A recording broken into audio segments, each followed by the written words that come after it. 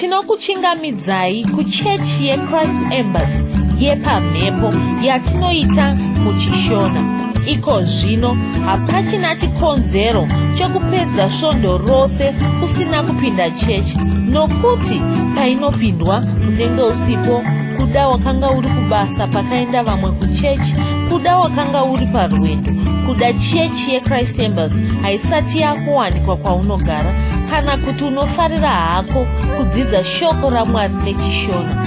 Ino ndiyo yave chechi yako. Chipinda tinamati. Tinokuchingamidzai zvakare kuchechi yeChrist Embassy yepamhepo yatinoita muchishona. Munoimba Mwari wari kuropafadzai uye manga muchiropafadzwa mwaka weutungamiriri. Uye ndinotenda tanga tichitungamirira mune zvese zvatiri kuita, uye tadzidza kutungamira kuenda mberi muupenyu hwedu. Nhasi uno tinoda kutenda Mwari nokuti wakatipa mukana wekudzidza shoko rawo nekuenderera mberi. Toda kuvatenda nekutiropafadza, kuropafadza munzvimbo dzese dzatiri. Mukatarisa upenyu hwako unoona maropafadzo. Ngatinamate tichitenda Mwari. Tinokutendai Baba nokutiropafadza. Tinokutendai nokuti tinorarama mumaropafadzo enyu, tinorarama mushoko renyu. Tinokutendai Baba nokuti upenyu hwedu upenyu hwakasanangurwa. Tinoona tichingoenderera mberi, upenyu hunoenderera mberi, upenyu husina dambudziko, upenyu hunokunda mune zvese zvatinosangana nazvo. Isu tiri vakundi nokupfurikidza, nokuti tiri mushoko renyu, nokuti tiri vana vaMwari, uye tino upenyu hwoumwari matiri. Tinokutendai naizvozvo. Nhasi uno tinonamata kuti shoko renyu parinoparidzwa risvike munzvimbo dzakasiyana-siyana, riende kunyika dzakasiyana-siyana, riende kune vese vari kutsvaga shoko raMwari, vese vanga vasati vanzwa shoko raMwari vagone kurinzwa nhasi. Muzita raIshe Jesu Kristu tinokutendai Baba nokuti shoko renyu riri kusvika kunzvimbo kwanga kusingagone kusvika vakawanda, riri kusvika munzvimbo dzavanhu vanga vasingafungiri kuti vachaona chiedza chenyu chiri kusvika munzvimbo idzodzo. Nokuda kweutungamiri hweshoko renyu tiri kuenderera mberi nenzvimbo idzodzo, tiri kuuya neshoko renyu, tiri kusvika tichiita kuti vanhu vazive umambo hwenyu. Muzita raIshe Jesu Kristu tinokutendai Baba nokutiropafadza kwakadai. Tinokutendai nokuti vazhinji vari kuuya kuumambo hwenyu, vazhinji vari kuuya kuchiedza. Muzita raIshe Jesu Kristu. Haleluya. Toda kutenda Mwari nokuda kwemhuri dzedu, nokuda kwemabasa edu, nokuda kwezvatinobata mabhizinesi edu. Nhasi uno ngatitendei Mwari nokuti ndiwo chete vanoita zvinhu zvakanaka zvese zvinobva kuna Mwari.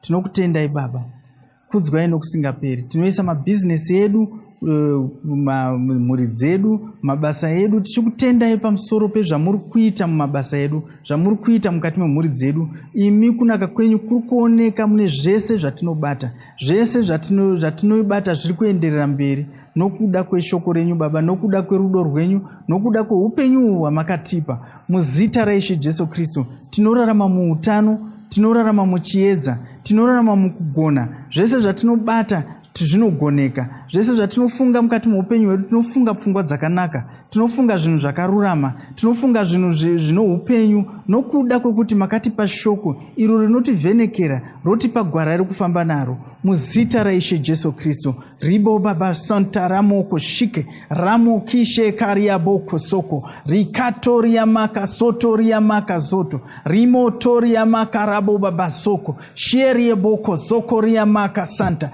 Rakotoria Maka Siteria Moko Zoto Rimotoria Maka Shakarabo Baba Sotoria Maka Soko Ribo Masanta Ramoko Soko Ramo Shikeria Boko Sotori Maka Santa Rabo Baba Sokoria Maka Shika. Haleluya. Tichapinda munguva yekuimba nekuirumbidza Mwari wedu, tibate pamwe chete, tichiimba tiri pamwe chete muzita raIshe Jesu Kristu. Tichapindazve panguva yekunzwa shoko renyu, chidzidzo chedu chanhasi cherhapsody, tozonzwa shoko raMwari. Mwari wakuropafadzei.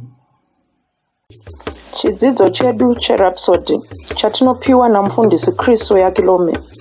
Musoro wenyaya unoti, ungawedzera sei kubwinya muupenyu hwako? VaRoma 12 ndima 1 kusvika 2 inoti, musaramba muchizvienzanisa nemaitiro enyika ino, asi mushandurwe nokuvandudzwa kwepfungwa dzenyu. Ipapo muchakwanisa kuti muedze uye mugoziva kuti kuda kwaMwari ndokupi, kuda kwake kwakanaka, kunomufadza uye kwakakwana.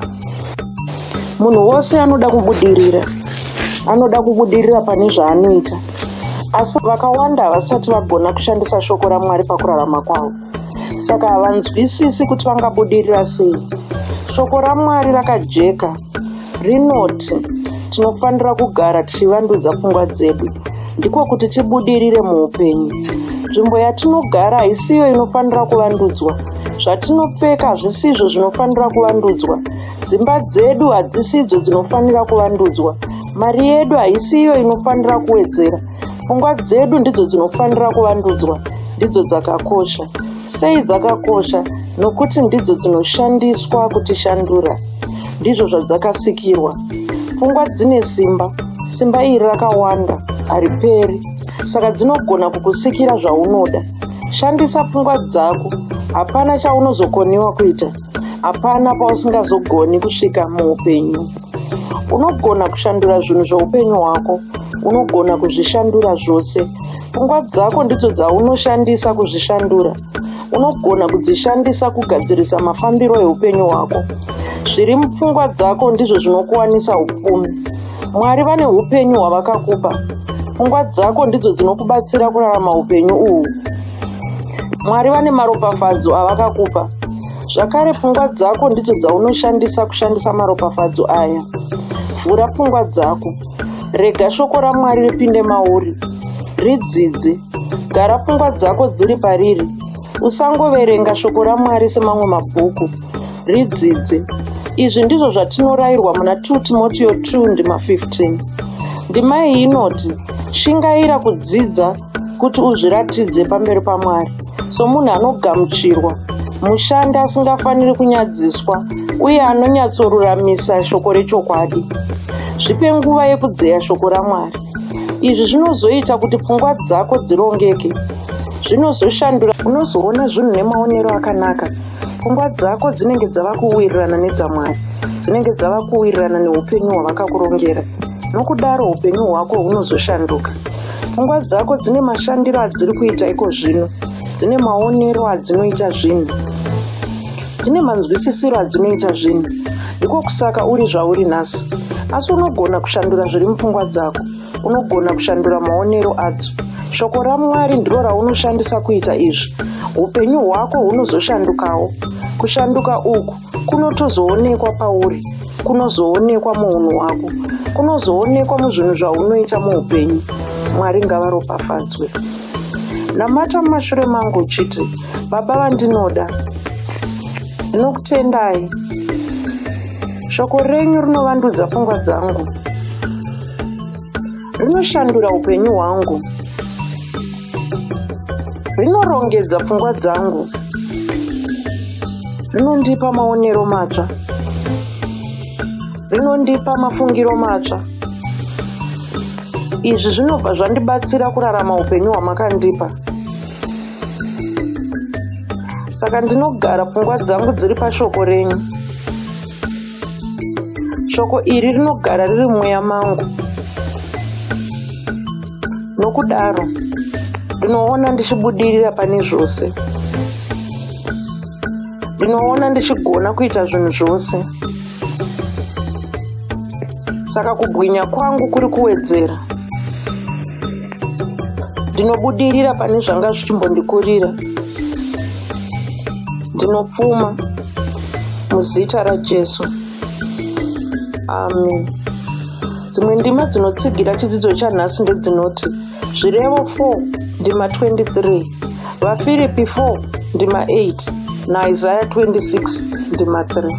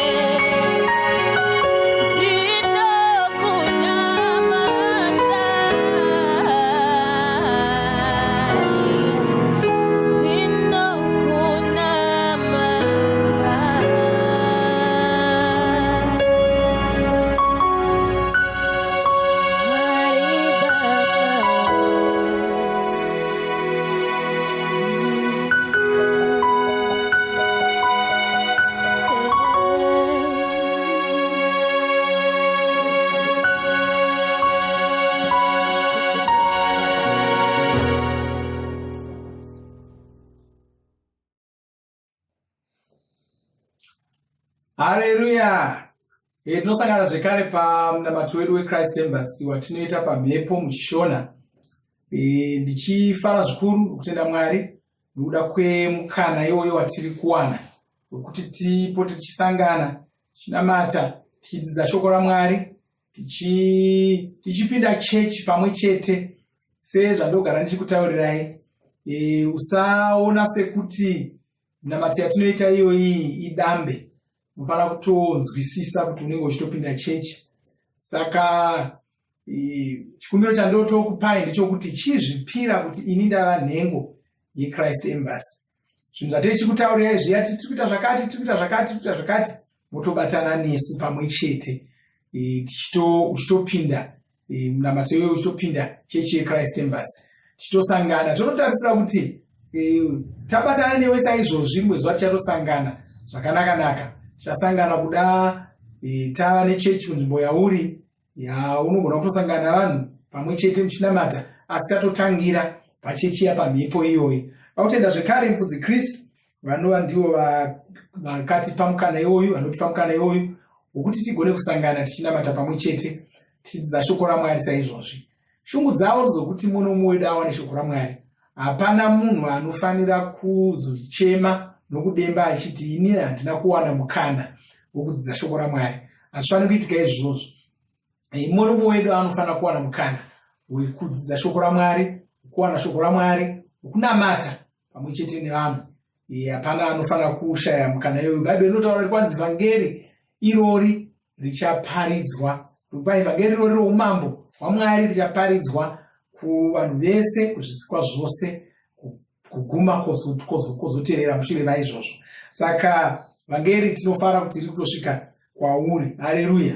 Tiri makorokoto, tava mumwedzi wa10 tachizonyatsopinda muchando zvino. Kana mamusati machinzwa, tinofunga patoramba tichifamba mberi kudayo mauzotanga uchinzwa zvino. Asi tinotenda Mwari, nguva dzedu dziri kufamba, mwedzi iri kufamba, gore riri kufamba. Saka tinotenda Mwari, gore redu rezviedza, takati chiedza ndiwe, iwe uri chiedza. Haleluya! Ndiwe chiedza chacho. Igore rako, igore rauchaita zvidavado, igore rauchashandira Mwari, igore rauchaita zvinhu zvauchafara nazvo. Kwai igore rachaita zvinhu zvakawanda zvikuru zvinoita kuti kana totarira mune zvatakaita mugore rapera zvichange zvichiita sedambe. Ndo chiprofita chatakapiwa tichivhura gore ichocho. Tanga tiri mumwedzi watanga tiri kutungamirira. Mwedzi watanga tiri kutungamirira. Toda kutenda Mwari nokuda kwemwedzi iwoyo. Tapinda munomwe mwedzi, mugare makatiteya. Tichada kukuzivisai chiprofita chemwedzi iwoyu watapinda mauri. Tiri vanhu vechiprofita, tinofamba nezviprofita. Mwedzi umwe nomumwe tinenge tine shoko rechiprofita rinotitungamirira, richitiratidza gwara rekufamba naro. Ndoupenyu hwedu, ndo zvinotikundisa, ndo zvinotipa upenyu hunoyevedza, hunofadza, hwatinofara nazvo uhwo saizvozvi. Asi nawo ndingotaura mashoko mashoma pamusoro penyaya iyoyi yokutungamirira yatanga tiri kutaura pamusoro payo mumwedzi watasiya wachivabvu uyu. Rangarirai zvekare kuti mashoko echiprofita iwaya haasari nomwedzi, tinoramba tiinawo. Saka tiri kuramba tichingotungamirira zvakatotanga muna chivabvu, taakutofamba nayo. Yatova imwe yepfuma yedu, ratova rimwe shoko ratakubata naro, rimwe simba ratakatopiwa. Nyasha dzokutungamirira dzakawanda dziri kushanda mukati muupenyu hwako. Uchatungamirira mhuri yako, uchatungamirira kuchikoro kwaunopinda, uchatungamirira kutungamirira kubasa kwako, kumabhizinesi ako, kumabasa nemunharaunda uri kutungamirira.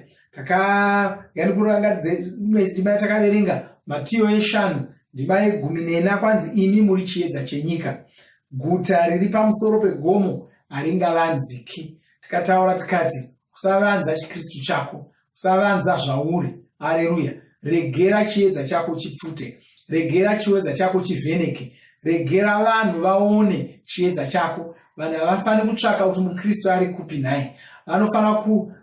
Unofana kutoziva ukristu hwako uchisvika panzvimbo uchitanga basa, uchisangana navanhu ngekutanga, vazivise kuti iwe uri mukristu, vazivise kuti iwe unonamata Mwari, vazivise kuti iwewe uri chisikwa chitsva, vazivise havafaniri kusara vane mubvunzo wekuti vohidzana newe sei, vanofanira kutoziva ipapo kuda uri kuenda waenda kuchikoro chitsva uchingosvika vaunodzidza navo ivavo ngavatotanga kutoziva, waunogara naye kwaunovata ngavatoziva kuti inini munomu ndigere nomunhu anonamata, ndigere nomukristu. Ngazvinzwikwe matauriro ako. Haleluya. Ndokutungamirira ikoko. Ukaona ukaita saizvozvo uchaona vanhu vachitanga kuteera, vangasakasira kuzvitaura, vangasakasira kutaura kuti vanofarira zvauri kuita, asi nokufamba kwenguva vanozobuda pachena, vanozotaura kuti tinoyembura zvauri kuita. Haleluya. Chikristu ngachionekwe mauri. Ndosaka ufanira kushandisa shoko raMwari kuitira kuti utano hwako hugare hwakanaka. Ndosaka ufanira kushandisa shoko raMwari kuti ugare uchikunda nokubudirira pane zvose zvaunoita. Nemakei kuvheneka kwaunenge uchiita, chiedza chauri kutaridza vanhu, uri kutaridza vanhu kuti ndo zviri mukristu izvi. Haleluya. Kuti vanhu vagozo pavanozouya vanozouya ngaitiendere mberi nendima iyo yataverenga. Kwanzi imi muri chiedza chenyika, guta riri pamusoro pegomo haringavanziki. Kwanzi uye vanhu havangatukidzi mwenje vagouisa pasi pedengu, asi kutoti vanouisa pachigadziko kuti uvhenekere vose vari mumba. Ndima ye10:8 ndoda kuti ndikuverengere. Kwai nenzira imwe cheteyo chiedza chenyu ngachivhenekere pamberi pavanhu kuti vaone mabasa enyu akanaka, vagokudza Baba venyu vari kudenga. Haleluya. Kwai kana vakaona chiedza chako ndopanoona mabasa ako akanaka, vagokudza Baba venyu vari kudenga. Haleluya. Vanhu havangaponeswi kana vasingaoni chiedza chinobva patiri. Mumurimomo vanhu havangaponeswi kana vasingaoni chiedza chinobva mauri. Ndokana ndichitaurira vanhu chiti nokuti kuna vamwe vanhu vanoti kwanzi kumachechi kuya unonzwa kunzi nhasi handida kuzouya kuchechi, woti nemhakaiko nemhaka yekuti sekuru vanga vandishanyira, baba vangu vakauya, vatezvara vangu vakauya, mbuya washa vangu vakauya, zvose izvozvo ndazokona kuuya kuchechi. Ndikati ndogara ndichiudza vanhu nditi aiwazvo, haugoni kuti hama yako yakushanyira musi worega unoenda kuchechi. Vachaziva rini kuti unoenda kuchechi? Uye vachaziva rini kuti kuchechi kwako kunoitwei? Wadii kutoti manatsa mauya nhasi musi wesvondo, chiandei kuchechi kwangu munokuona vanhu vandonamata navo? Wadii kudaro? Ndokana ndichiudza vanhu ndichiti zvikuru sei vanenge vachiti vabereki vangu vauya, saka ndosaka ndisina kuzouya kuchechi. Ndoti aiwa, maakurevera vabereki vavo nhema.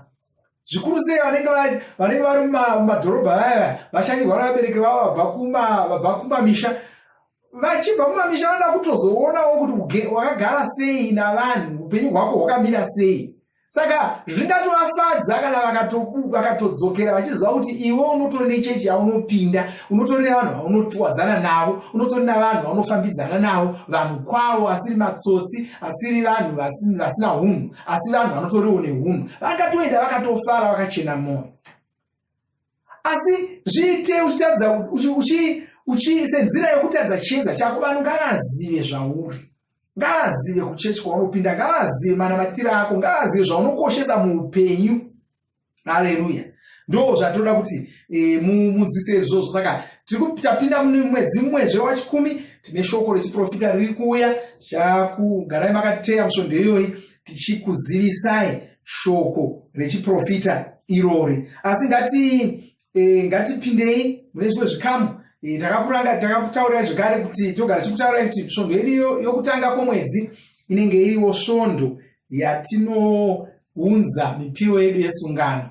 Mipiro yesungano, mipiro yechimi, mipiro yatinobatanidza pamwe chete kuti tifambise vhangeri. Sungano yedu iri pavhangeri, iri pakufambiswa kwevhangeri. Tinotsvaka nokuvavarira kuti vhangeri rifambire mberi. Haleluya. Ndo pane shungu dzedu, ndo pane mawirirano edu, ndo pane ukama hwedu ipapo. Haleluya. Ndo chimwe chamufanira kunzwisisa ichocho muchechi, shungu dzedu, ukama hwedu huri pavhangeri. Kuna vamwe vanoti kwanzi hatichadi kuenda kuchechi kuya nokuti vakaramba kundimhorosa, nokuti wakandima switi yake, wakandima chibage chake, wakandima aiwazvo. ukama hwedu hahusi pamabagwe nezvose izvozvo. Hongu ngatipanane, hongu ngatidaro, asi hazvifani kubva zvakugumbura kusvika pese ipapapo, nokuti ukama hwedu hahusi kwose. Ukama hwedu huri pashoko raMwari, ukama hwedu huri pakufambiswa kwevhangeri. Saka ndinokurudzirai kuti mupe mupiro iyoyo senguva yose. Nongopa nenzira yatinokutaurira iya yeikokesh. Namato inosati apera muchataurirwa kuti munotuma sei mari iyoyo. Asi zvekare sesvondo yekutanga kwemwedzi tinodya chidyo, saka ngatikasirei tibve tavhura kuna 1 Vakorinde 11 ndima 23. Kwanzi nokuti ndakagamuchira kubva kuna She icho chandakakupai, kuti Ishe Jesu usiku hwaakapandukirwa akatora chingwa, uye mushure mokunge aonga akachimedura akati, uyu ndiwo muviri wangu unomedurirwa imi, itai izvi muchindirangarira. Haleluya. Saka ngatitorei chingwa ichocho tinyengetere. Baba, ndoda kutendai nezita raJesu Kristu. Ndoda kutendai nokuda kunaka kwenyu, ndoda kutendai nokuda kwenyasha dzenyu, ndoda kutendai nokuda kwaJesu wamakatitumira, uJesu ane muviri wakamedurirwa isu kuti tiwane rugare. Ko zvino tinoropafadza chingwa ichochi patinochidya, tichitora, tichirangarira rufu rwaJesu, tichiparidza rufu rwaJesu. Tinoda kutendai nokuda kweutano hwatakawana nokuda kumedurwa kwomuviri iwoyo. Muzita raJesu Kristu ndinonyengeterera mumwe nomumwe ari kudya chingwa ichochi pamwe chete neni, kana anga ane zvirwere, kana anga ane marwadzo, nezita raJesu Kristu marwadzo iwayo anoenda, anopera, anopora nezita raJesu Kristu. Amen. Haleluya. Zvakanaka, ngatiyamburei timedure chingwa ichocho tichidye.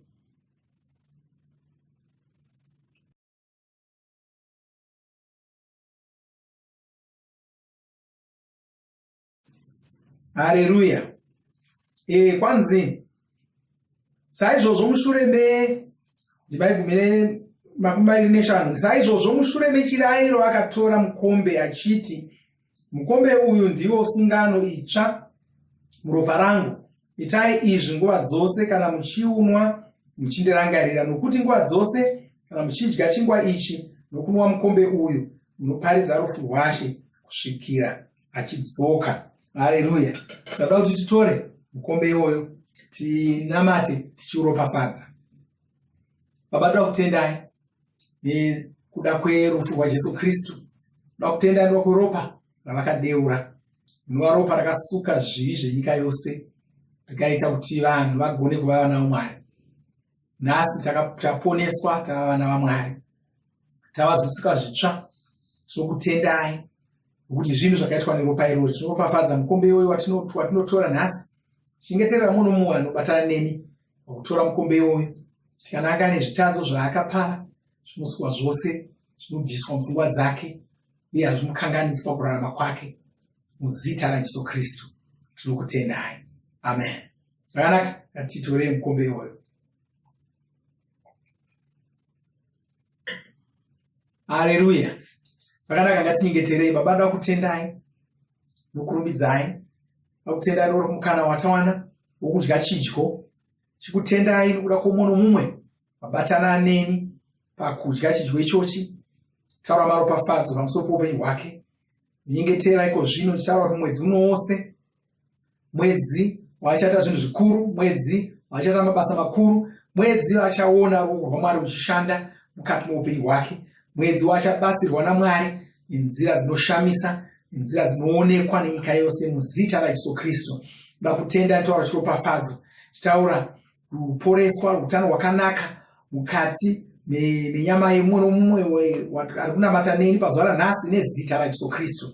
Baba, ndiri kutenda taura rugare mumhuri dzavo, rugare mukufambidzana kwavo nezita raJesu Kristu. Baba, ndiri kutendai. Amen. Zvakanaka, ngatisanganei zvakare musvondo rinouya tichidzidza shoko raMwari tichinamata pamwe chete. Tichava nesvondo rakanaka, tichava nemwedzi wakanaka. Mwari vakuropafadzei. Amen. Tinoimba makomborerwa nemunamato wesvondo rino. Kana manga musati mazvarwa patsva, namatai mumashure mangu, muchidudza, muchirevesa. Taurai muchiti, Mwari vari kudenga, ndinouya kwamuri. ndinokoka Jesu kuti vapinde mumwoyo mangu. Ndinokumbira kuti Jesu vatonge upenyu hwangu. Ndinopupura kuti Jesu ndivo vavaishe wangu. Saka ndinogamuchira upenyu usingaperi mumweya mangu. Ndazvarwa patsva, ndava chisikwa chitsva. Ndinokutendai. Amen. Makorokoto mazvarwa patsva, tinokugamuchirai muchechi yeChrist Embassy. Titumirei zita renyu nekwamunogara. Munogona kutumira iri SMS kana WhatsApp pa 0772 215 kana kutuma tsamba pa shona@gmail.com. Muchida kupa mpiro yenyu neEcocash, rovai namba *151*2*5*58225# motevera zvinenge zviri kutaurwa neEcocash ipapo. Kana muine nhare dzemazuva ano munogona kushandisa KingsPay kupa mpiro yenyu. Shandisai kodi inoti TNIOG nemavara makuru. Tinokurudzira kuti musadarikwe nezvidzidzo zveRhapsody. Zvidzidzei kuti shoko riwande mamuri mugone kumirisana nezvinhu zvinonetsa muupenyu. Tinodavo kuzivisa vane nhare dzeEconet kuti *205# mava kugona kuwana Rhapsody panhare dzenyu. Kunyange musina WhatsApp, rovai nhare idzi muwane Rhapsody panhare dzenyu zuva rimwe nerimwe. Munorova *205#. Mosarudza daily devotional, subscribe Shona Rhapsody muchishona. Munamato uno munoubata pa WhatsApp, pa radio, pa YouTube panoti Shona Online Church, pa www.ce-shonachurch.org nepa vcc.rhapsodyofrealities.org. Tinokumbira mutizivise kana muri kutibata pane imwe nzvimbo idzi. Kana pari pa internet munogona kunyoresa muchiti pasita renyu. Kana pari pa WhatsApp tinyorerei tigopota tichikutumirai zvimwe zvidzidzo kana kutitumira SMS pa 0772 166 928. Ivai nesvondo rakanaka. Mashoko eupenyu auya mutauro